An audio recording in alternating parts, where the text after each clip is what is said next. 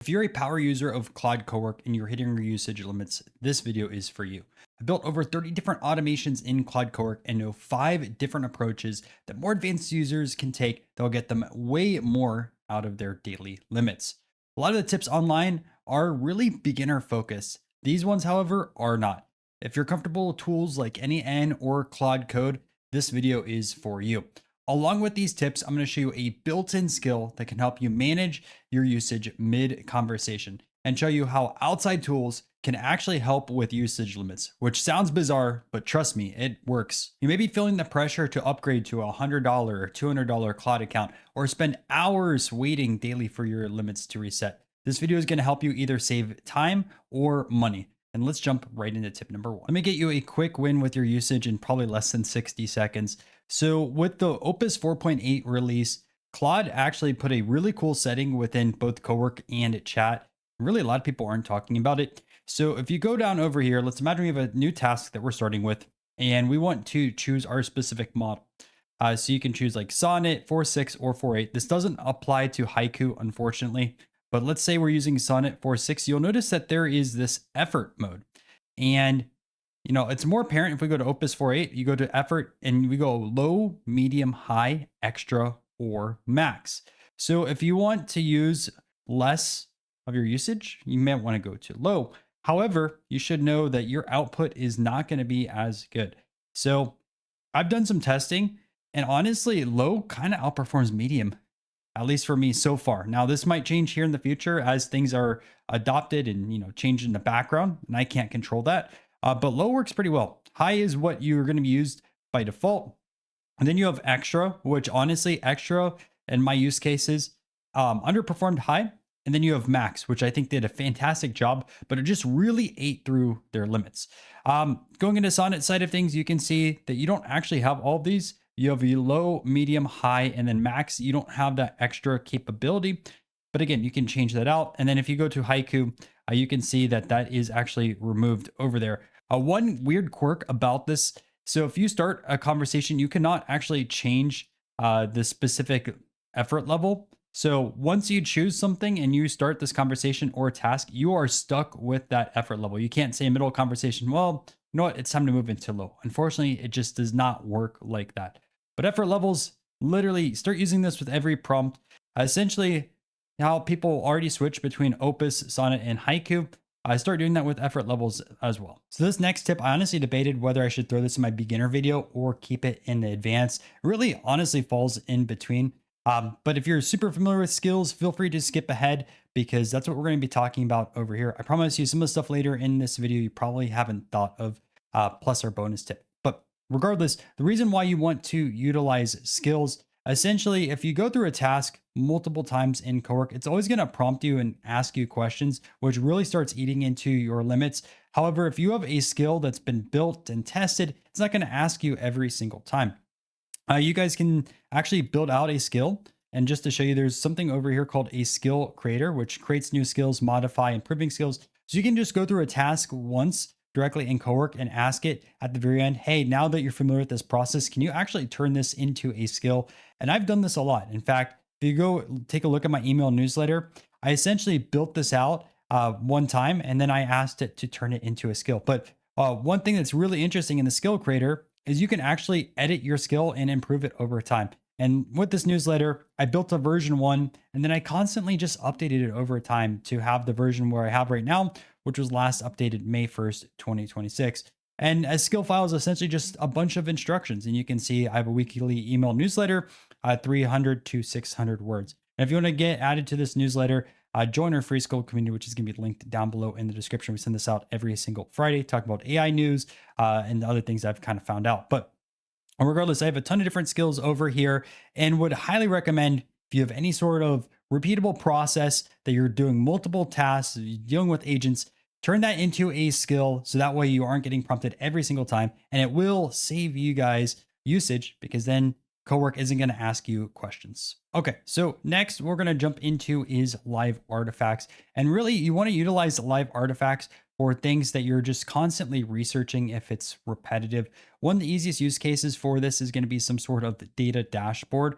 I just let that refresh instead of building out a new conversation, connecting, for example, to a database and just asking for some of the data. So the way that you access artifacts, you just go over here to live artifacts, and you can see this is an example of a dashboard that I built when artifacts came out. Just talk about like a fictional tour company, how many shows that they're booked for and different things like that. And you can reload data. You can see here in the top right, reload this. You can actually download this as a PDF as well. But all these are stored directly over here. And you can also create new artifacts relatively easy over here. Like today's Slack submissions, unread email digest, what needs my attention, or you can go over here to the top right and create a new artifact with Claude. So you just click over here, and then I'm not going to run this, but it says I want to make a live artifact, explain what live artifacts are in Cowork, and then ask me a few questions to figure out what kind of live artifact would be most useful for me. So if you don't know, just start with that. It's going to be super easy. It's going to kind of prompt you to building these out. And I have a full video here on the channel, kind of demonstrating how I built this out over here for this LumaSync Tor pipeline. So these next two tips are actually going to be a little bit external to Cowork, but promise me, these have the biggest impact when it comes to saving your usage. So let's walk through it. The first one is going to be utilizing NAN, and how you can find NAN in Cowork. You go to customize, you go to connectors, and just search. So click a plus, browse connectors. I already have it installed because I literally use this every single week. But you can see NAN, access and run your NAN workflows. Essentially, you can build out workflows in NAN, and you might say, "Hey, guess what? Claude Cowork can build out workflows as well."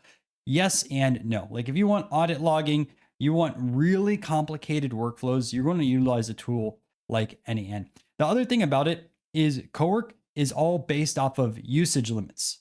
So once you hit your usage, you're done for a while unless you want to pay extra. And if you want to build out a very complicated automation, your workflows on here are going to just eat through your limits. So instead, you can use something like NAN, which if you look at the NAN pricing, super affordable, $20 for 2,500 executions. So it'd be like 2,500 calls from Claude Cowork into NAN every single month. And it scales like $50 is 10,000. I promise most people watching this video are not going to get past this mark. Like I'm on the $50 plan myself, and it's been great. So it's actually helping me save quite a bit. And just to show you as well, there's like a basic example. I actually have a video about this, covering it in more detail, coming out pretty soon. Maybe actually a little bit before you watch this video, but it's an editing stage right now.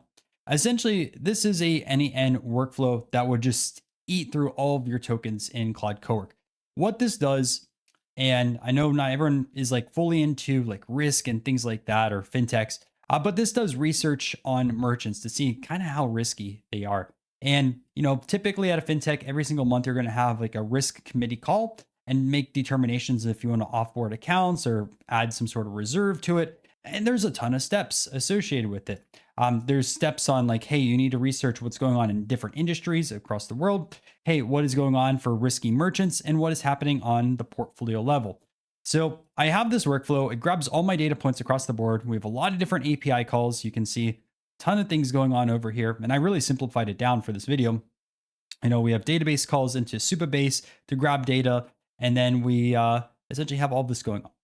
Then what we do is have a second workflow that just grabs these rollups. So I have like 5 different tables that I just dump all of this data into. And I run it once a month from Claude Cowork. So what I have is a scheduled task in Claude Cowork to literally run this workflow. And it's super easy. For any sort of workflow in NAN, you can start with a webhook, build a response back over here, and it will send the data directly into Cowork to work with. And how I use Cowork over here is I just build the slide deck. Cowork is really, really good at building out slide decks or documents. So I do all of the hard work in NAN, and then I'll use a task like building out a PowerPoint slides directly in Cowork. And it works fantastic. And a few other things to note about the NAN connector.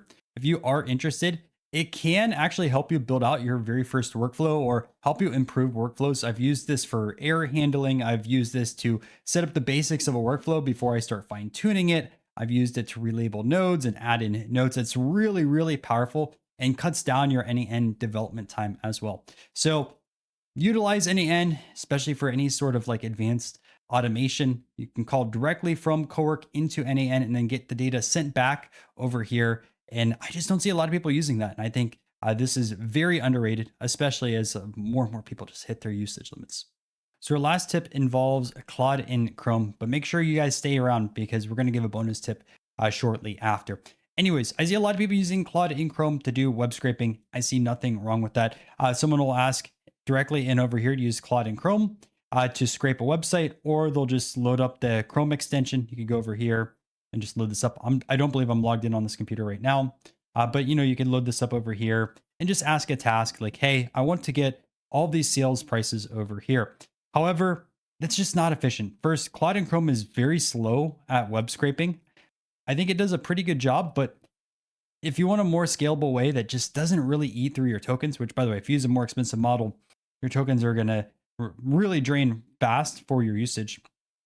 Instead, I would recommend that you go over here to this third tab, which is Claude Code, and ideally just write a scraper. The website I just showed you over here is a prime example of that. I could have asked Claude in Chrome, hey, go through 22 different pages, grab all the sales results and put that into a spreadsheet. But guess what? My usage, I might have hit some of my limits because it's a lot of scraping with Claude in Chrome. It's just not efficient. Instead, you go into Claude Code over here, you paste in your URL, and you explain what you actually want to grab from this website. So, okay, and if I was going to do this, I would write something like this. Can you help me write a Python scraper to grab all the final sold prices for this auction? I also need the image URL and card name. Again, just showing this over here. I would want this image URL to save it. I would want the card name and also this final price. Again, you could ask for other things as you want, but that's all I essentially did when I built this out for my other YouTube channel. So then it builds out a scraper for you. And the benefit of the scraper is you could run this whenever you want. It's not going to go through and have your usage. In fact, you're going to run your scraper through something like a VS Code or whatever else you have on your computer. You just click run and it will grab all of your sold prices for this instance. But again, you can apply it to other websites. Some sites are really simple to scrape. Some sites can be a total pain, but I'd recommend going back and forth in Claude Code and building out that scraper. It might take you an hour or 2 hours, but I promise you, you're going to save a ton on your usage. And also you're going to have something that is repeatable, whether you want to scrape something weekly or monthly or quarterly, whatever the case is, now that you have a specific asset that you can use at any time you want it. So here's our bonus tip for this video. And this is going to be utilizing something called context. So you can see this is actually a built-in skill. If you go into your skills, which you just go to customize over here, skills at the very bottom, there's something kind of hidden, which is built-in skills. And this is super vague. Show what you're using in your context window. That's not that great. However, let me show you how this actually works. And let's find a conversation. And let's grab this over here. Okay, so I used Extra and Opus for another video, but I want to see what is happening. So maybe I want to put slash over here and you put context. And you can see it says right there, and now it is blue. And I'm just going to run that and we're going to see what ends up happening. And this spits out near instantly. So we scroll all the way to the top. You can see it says Claude Opus 4.8, 1 million tokens used, 80.8K out of 1 million, 8%. And then we have estimated usage by category. So our system prompt over here was 50,000 tokens for 5%. Then we have MCP tools, we have memory files, skills, messages, and free space. And then we have our MCP tools, and it talks about the usage limits across the board. But this gives us an insight of, how our tokens are being spent directly within Claude Cowork. Literally, all you have to do is put in slash context, and then it can kind of guide you if you want to have a new conversation or not. So those were 6 different Claude Cowork tips to really help you manage your usage limits. If you found value in this video, make sure to subscribe to the channel. We're uploading multiple videos every single week focused around AI. And if you want to join our free school community, link is going to be down below in the description. We'll catch you guys in other videos.